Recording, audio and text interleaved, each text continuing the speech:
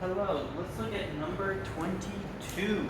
So, as shown above, two students sit opposite ends of a boat that is initially at rest. The student in front throws a heavy ball to the student in the back. What is the motion of the boat at the time immediately after the ball is thrown and immediately after the ball is caught? Okay, assume air and water friction are negligible. Okay, so there's actually two ways to look at this. One is forces and one is center of mass. So let's look at forces. So as she pushes on this ball, right, so she's going to push the ball forward, what force will the ball exert on her? Right, by Newton's third law, there's going to be a backwards force on her. So she is going to get pushed back, and because she's getting pushed back, the entire boat is going to get pushed back this way. Okay? Now, when he catches this ball, right, so we are moving this way, okay? When he catches this ball, right, which direction is that going to exert a force on him?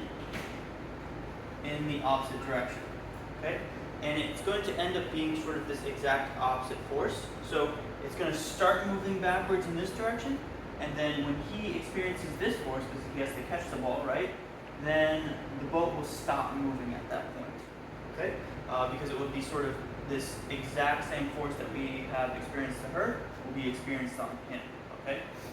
Because the ball will be moving the same speed. So that would put the answer at C. So the boat moves forward, this direction, right, that's forward.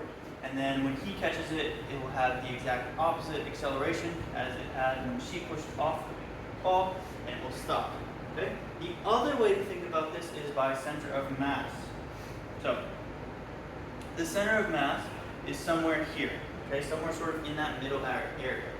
Now, as the ball starts to move in this direction, the boat, everything else has to shift in order to keep the center of mass at this same point, okay?